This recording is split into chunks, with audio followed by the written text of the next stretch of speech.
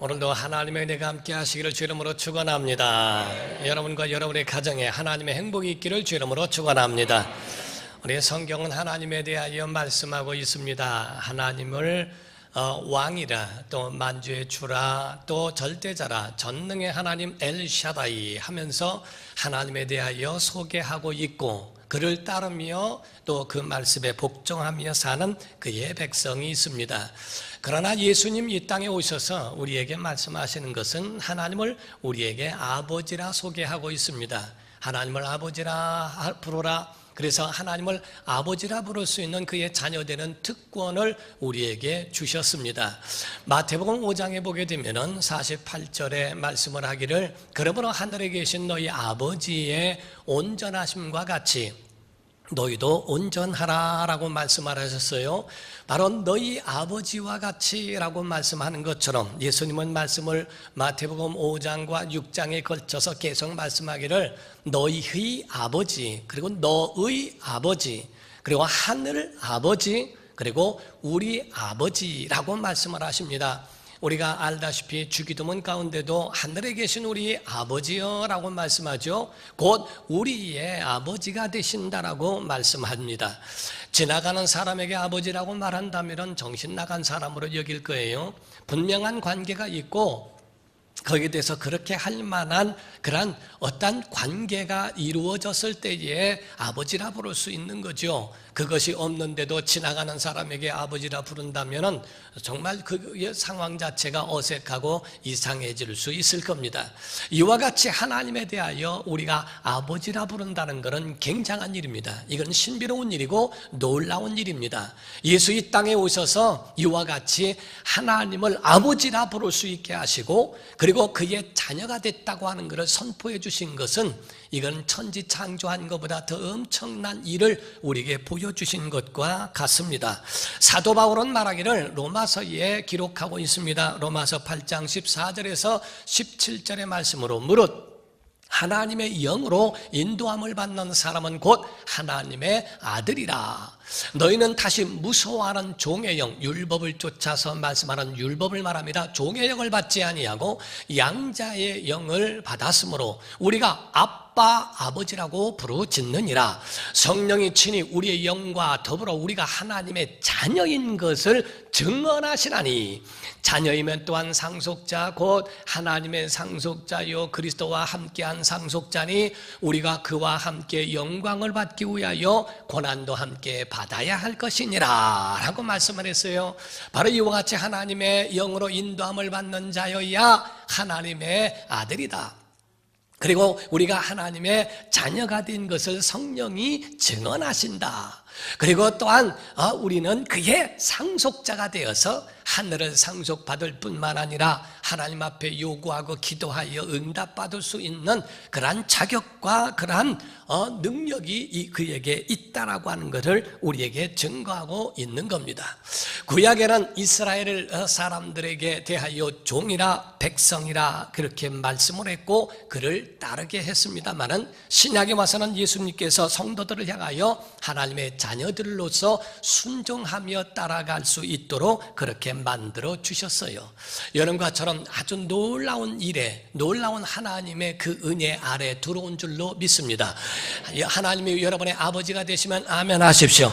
하나님이 여러분의 아버지가 되실 때 자녀가 될 것이며, 또 자녀인 여러분들을 하나님이 보호하시고 양육하실 줄로 믿습니다. 그래서 그 하나님의 선하신 하나님이 그의 백성들, 그의 자녀들에게 대하여 하나님은 잘 되기를 원하시고 그들에게 은혜를 베푸시기를 원하시는 줄로 믿습니다. 민수기 6장 24절에서 26절을 보게 되면 말씀합니다.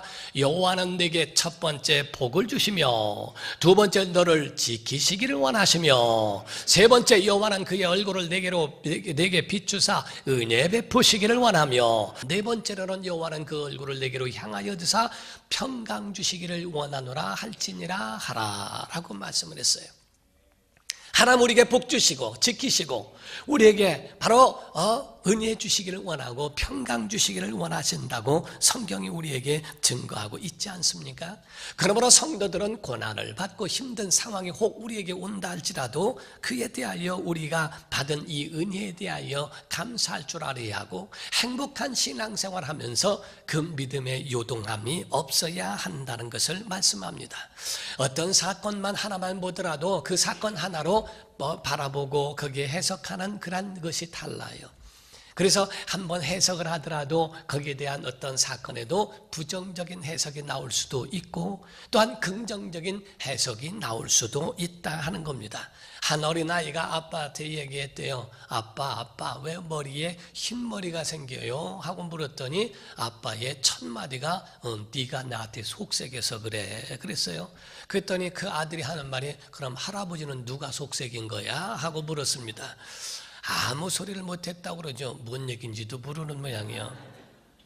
할아버지는 머리가 하얗지 않습니까? 아버지는 그래도 머리가 희끼디끼한 것만 있지. 그러니까 속은 아버지가 할아버지한테 덧쓰겠다 이 말이죠. 자, 우리가 바라볼 때 성경은 우리에게 말씀하기를 흰머리 백발은 영화의 면류관이라고 말했습니다.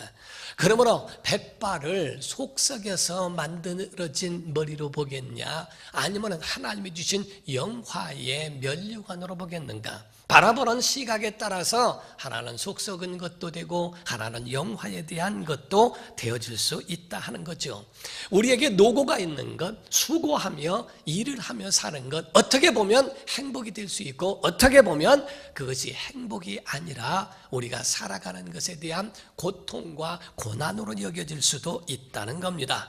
성경은 우리에게 하나님이 우리에게 노고를 주사 그 열매를 먹게 하셨죠. 이마에 땀을 흘러야 내 소산을 먹을 것이라고 말씀도 했지만은 누구든지 일하기 싫거든 먹지도 말라 하신 주의 말씀도 있습니다. 사람의 행복하는 것에 대하여서는 행복의 3요소에 대하여 어떤 학자는 말을 했습니다. 그 행복하기 위하여 3요소 중에 첫 번째가 할 일이 있는 자를 말합니다. 할 일이 없이 빈둥빈둥 하는 것은 행복한 것이 아닙니다. 내가 하고 싶어 하는 일을 한다고 하는 것이 얼마나 우리에게 정말 행복한 일인가. 여러분과 제가 할 일이 있다는 것은 행복의 조건의 첫 번째라고 하는 거죠. 하기 싫은 것을 억지라는 것처럼 불행한 일은 없죠. 그러나 하고 싶어 하는 일들을 하고 있다는 것은 굉장한 행복이라고 이야기를 합니다. 어떤 사람은 뭐를 하나 막 하더라도 너무너무 행복하니까 즐거움으로 노래까지 불러가면서 하는 사람을 봅니다. 어떤 사람은 그냥 하기 싫어서 억지로 틈만 나면은 다 때려치고 나가버리려고 하는 사람도 없지 않아 있어요. 그 전에 제가 한번 베이커리 하는 데 가서 케이크 하나 사는데 가서 케이크를 물어봤어요. 이거 얼마예요? 그래 물었더니 8,000원이요. 근데 얼굴이 얼마나 험악한지 여자분인데 오늘 아마 아침에 대판 싸우고 나온 것 같아요. 그래서 이건 얼마예요? 했더니 12,000원이요. 그래서 아니 싸웠어요? 하고 내가 물었더니 내가 이거 하고 싶어 하는 줄 아시오? 누가 뭐 하라고 내가 한 것도 아닌데 막 화를 나한테 내고 막 하는 거예요. 그래서 안 사가지고 나오면은 뒤통수 얻어 터질 것 같아가지고 할 수 없이 작은 거 하나 사갖고 나오면서 다시는 내가 거기 안 간다. 그리고 난 다음에 몇 개월 뒤에 갔더니 그 제과점이 없어져 버렸어요. 하기 싫은 거 억지로 해봐야 행복하지도 않습니다.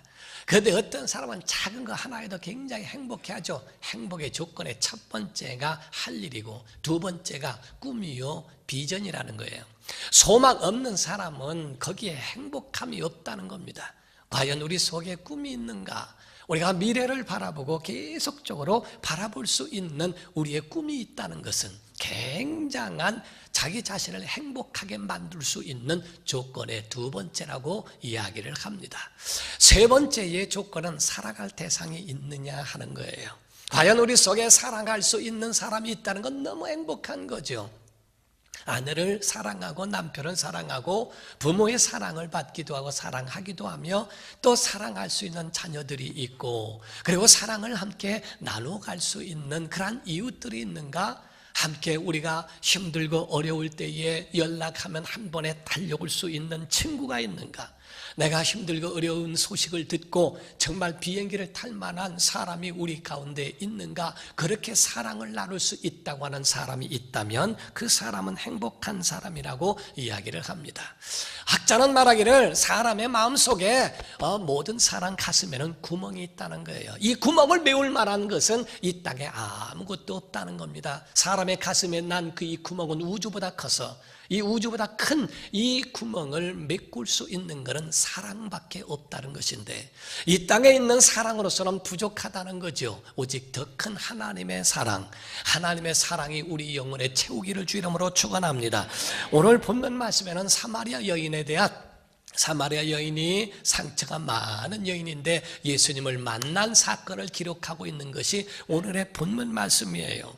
사마리아 사람에 대한 유래를 보면 아수르의 지배를 받고 있을 때에 그때 이방 사람들과 원래는 유대인들은 유대인들끼리만 함께 그렇게 모여 살아야 하는데 그런데 거기에 유대인들에게 이방 사람들과 혼혈하게 되게 만들었어요.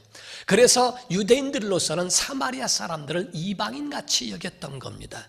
그래서 예수님을 향하여 저는 사마리아 사람이라고 이렇게 말한 것은 혼혈이요 유대인으로서는 굉장한 모독스러운 이야기를 말하는 거죠. 그와 같이 사마리아 사람에 대하여 말씀하고 있는 이곳에 예수께서 그곳을 방문하시게 된 겁니다. 상처가 깊은 그곳에 예수께서 의도적으로 거기를 지나가게 되셨다는 거죠. 오늘 요한복음 4장 3절에서 4절을 보게 되면 유대를 떠나사 다시 갈릴리로 가실새 사마리아를 통과하여야 하겠는지라. 갈릴리로 가시기 전에 거기에 사마리아를 통과하시는 주님의 목적이 있었고 의도가 있었다는 거죠. 이는 이와 같이 상처받은 땅에 상처받은 여인을 만나 그에 대하여 생수와 같은 생명이 그에게 있기를 원하여 그 여인을 만나고자 하는 주님의 마음이 그 속에 있었다고 하는 겁니다. 자, 사랑하는 성도 여러분, 정말 우리 여러분과 저에게 있어서는 정말 중요한 부분들이 있습니다. 오늘 본문 말씀에도 보면은 정말 사람들이 몰려오는 그 모습들을 보고 예수께서 한마디 던지신 말씀이 바로 눈을 들어 밭을 보라 휘어져 추수하게 되었다라고 말씀을 했어요. 여러분과 저는 세상을 뭘로 봅니까? 세상을 어떤 것으로 여러분들이 비유하여 바라볼 수 있느냐는 겁니다.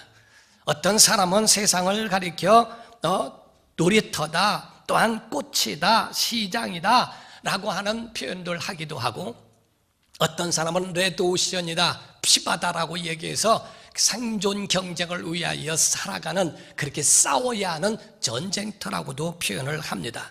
그런데 예수님을 향하여 그들을 향하여 추수밭이라고 말씀하며 그들을 건져야 하고 그들을 영혼을 생명으로 인도하여야 한다고 하는 주님의 마음이 있어요. 하늘의 사람 성도들이라면 진실로 주님의 마음, 하나님의 마음, 아버지의 마음이 있기를 예수 이름으로 축원합니다. 예수의 사람들은 세 가지 달라야 할 것이 있죠. 제가 설교했던 것처럼 정말 갈렙이라고 하는 사람은 세 가지가 달랐어요. 그것처럼 우리에게도 살아가는 방법이나 모든 삶 속에는 다른 모습이 보여야 한다는 거죠. 민수기 14장 24절을 보게 되면 하나님께서 그 백성들이 막 원망하는 그 소리를 들으시고 그에 대하여 막 토로하시며 말씀하신 내용입니다. 그때의 모든 너희 백성들은 나를 원망했지만 그러나 내 종 갈렙은 그 마음이 그들과 달라서 나를 온전히 따랐은즉 그가 갔던 땅으로 내가 그를 인도하여 드리리니 그의 자손이 그 땅을 차지하리라 라고 말씀하셨어요. 하나님이 말씀하실 때에 갈렙은 다른 게 있다. 그런데 성경에 하나님의 마음이 다르다고 말씀하셨으나 전체적인 내용을 보게 되면 그의 눈이 달랐어요.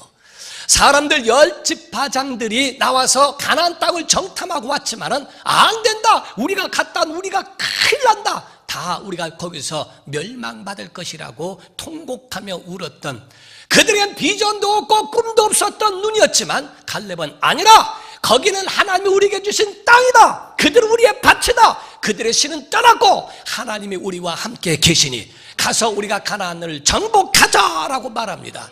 그의 눈이 달랐고 두 번째로는 마음이 달랐고 세 번째로는 바로 그의 말이 달랐어요.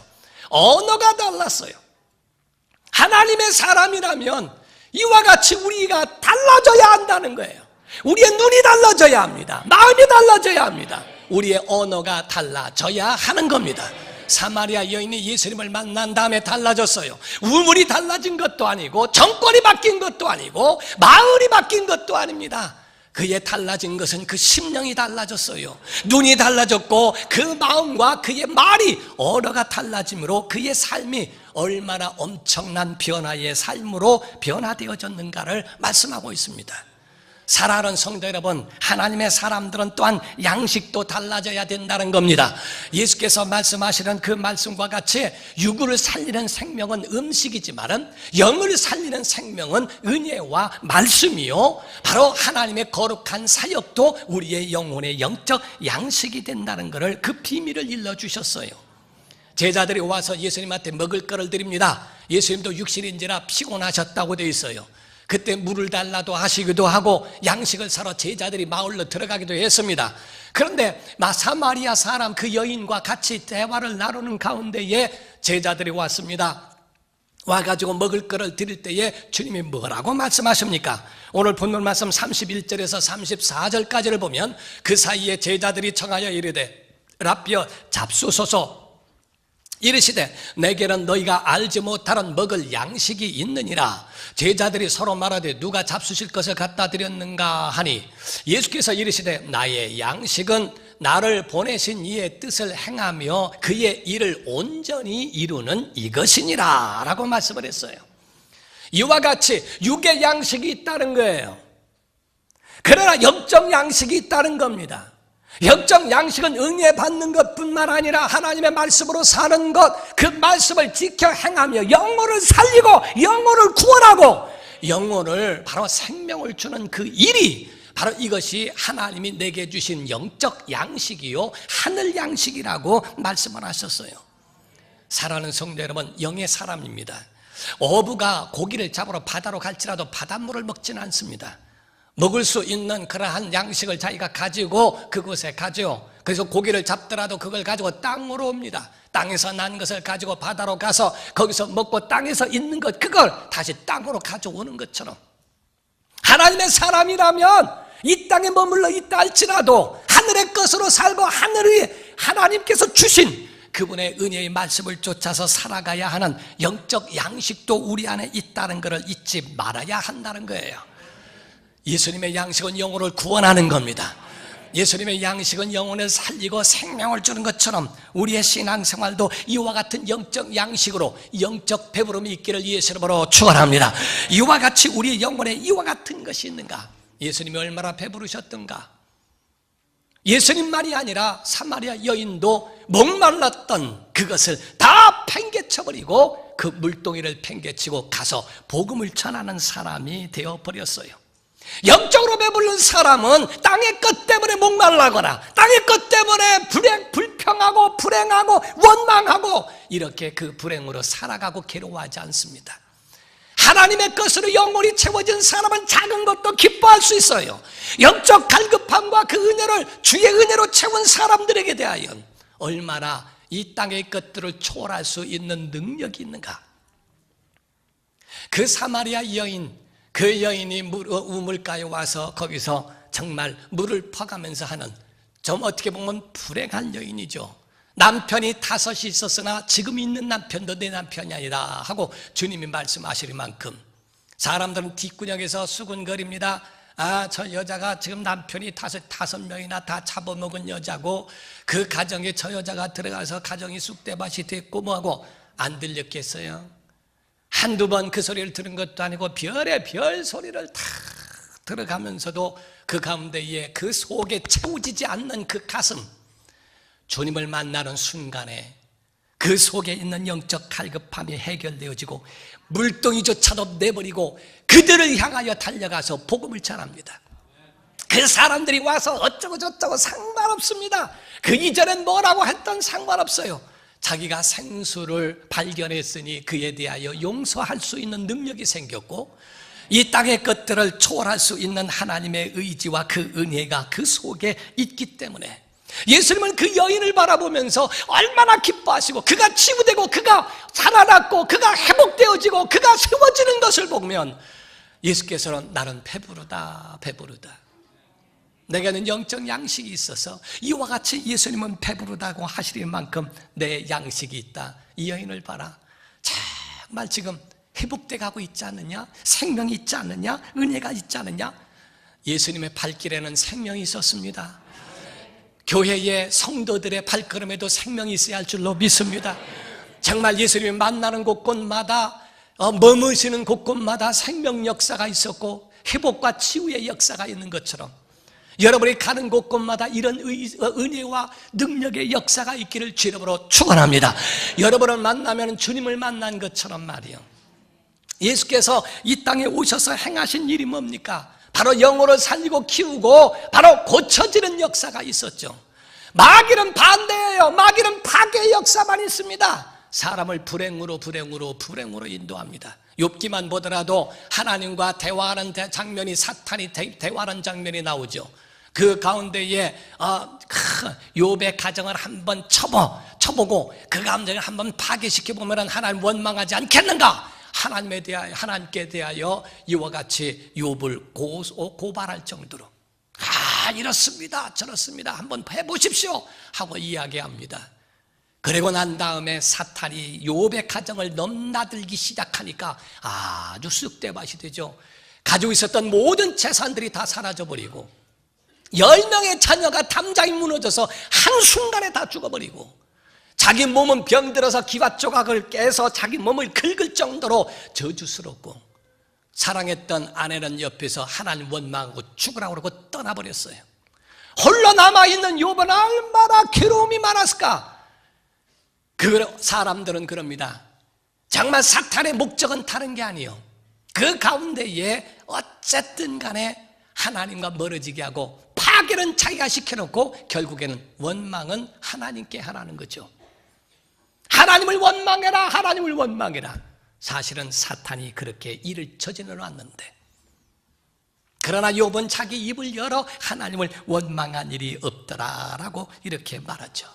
사랑하는 성도 여러분, 하나님의 아들 예수님도 하늘에서 오셨고 사탄도 타락하여 하늘에서 왔지만 그의 목적이 다르고 그의 삶이 달랐고 사역이 달랐죠.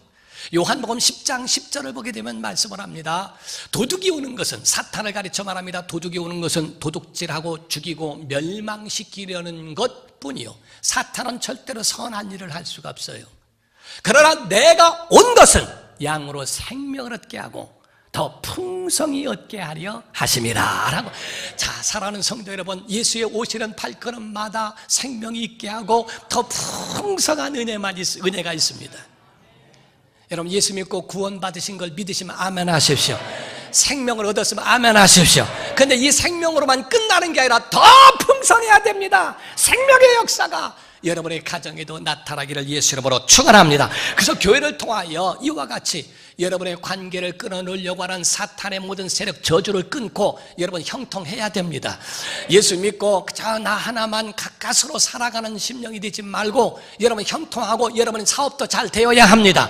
영적으로도 정말 살아갈 수 있는 그러한 삶도 여러분들이 배워야 한다 이 말이야. 하나님 앞에 드리는 것도 배워야 하고 헌신하는 것도 배워야 하지만 여러분이 가지고 있는 것을 의롭게 사용할 줄도 아는 방법도 배워야 하는 겁니다.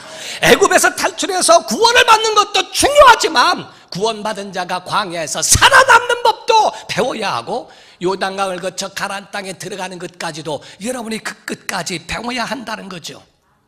여러분과 제가 예수만 믿는 것으로 끝나는 것이 아니라 예수 그리스도를 믿어 바로 그 생명의 자리에까지 가기까지 여러분 끝까지 배워 그 선에 설 수 있는 믿음의 사람 되기를 예수 이름으로 축원합니다.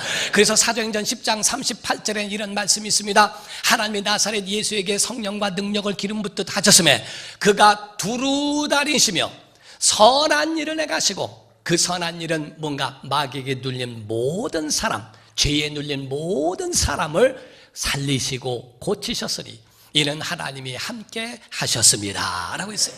여러분과 저희는 모든 세계를 다닐 수 있을 겁니다. 두루 다니더라도 무의미하게 다니는 게 아니라 두루 다니더라도 생명 역사가 있기를 예수 이름으로 축원합니다.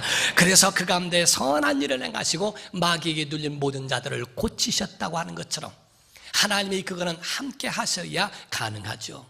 여러분은 발걸음이 머무는 곳마다 복의 사람이라는 것을 인정하고 믿으셔야 된다. 이게 야곱이 그 가운데에 말합니다. 라반의 가정에서 말합니다. 내가 온 후로 당신의 가정에 복이 있지 않습니까? 복의 근원은 당신이 아니고 납니다 라고 말할 만큼 여러분 정말 복의 근원이 여러분이 되셔야 한다 이 말이에요. 시편 1편에 말씀한 것처럼 복 있는 사람은 어떤 사람인가? 악인의 길을 쫓지 않는다, 죄인의 길에 서지 않는다, 오만한 자리에 앉지 않는다 라고 말씀했죠. 이 복 있는 사람은 하나님의 은혜를 환영합니다. 그러나 불행과 이런 죄악은 거절할 수 있는 하나님의 능력이 그 속에 있다는 거예요. 복의 사람은 바로 이와 같이 하나님의 행복을 받을 뿐만 아니라 악한 그러한 불행과 이런 저주들을 물리칠 수 있는 거절할 능력도 그 안에 있다는 거죠.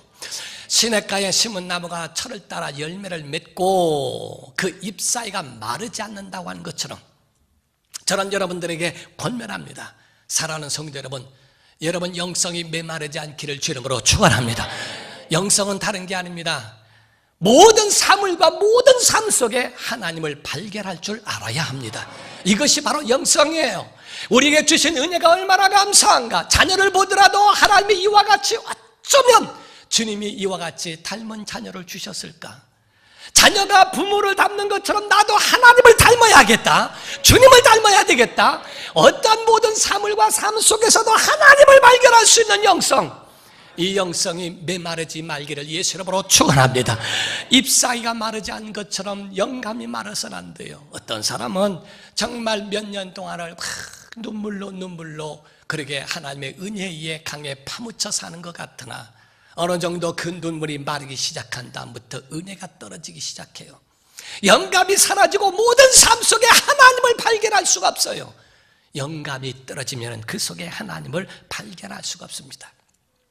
하나님의 사람, 오늘 네 가지를 기억하라고 여러분들에게 말씀드리고 싶어요. 역대상에 보게 되면 역대상 16장 8절에서 9절입니다. 너희는 여호와께 감사하며 그의 이름을 불러 아뢰며 그가 행하신 일을 만민 중에 알릴지어다. 그에게 노래하며 그를 찬송하고 그의 모든 기사를 전할지어다. 여러분, 하나님의 은혜를 말하는 성도가 되기를 주 이름으로 축원합니다. 간증하라는 겁니다. 첫 번째가 간증해야 된다는 겁니다. 두 번째 말씀입니다. 두 번째 14절 15절의 말씀입니다. 그는 여호와 우리 하나님이시라. 그의 법도가 온 땅에 있도다.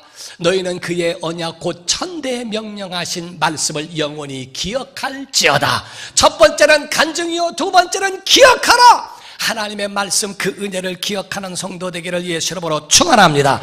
23절과 24절 세 번째입니다. 온 땅이여 여호와께 노래하며 그의 구원을 날마다 선포할지어다. 그의 영광을 모든 민족 중에 그의 기이한 행적을 만민 중에 선포할지어다. 하나님의 역사와 그 은혜의 간증을 일평생 선포하기를 주 이름으로 축원합니다. 마지막 네 번째입니다. 네 번째로는 28절 29절입니다. 여러 나라의 종족들아 영광과 권능을 여호와께 돌릴지어다. 여호와께 돌릴지어다.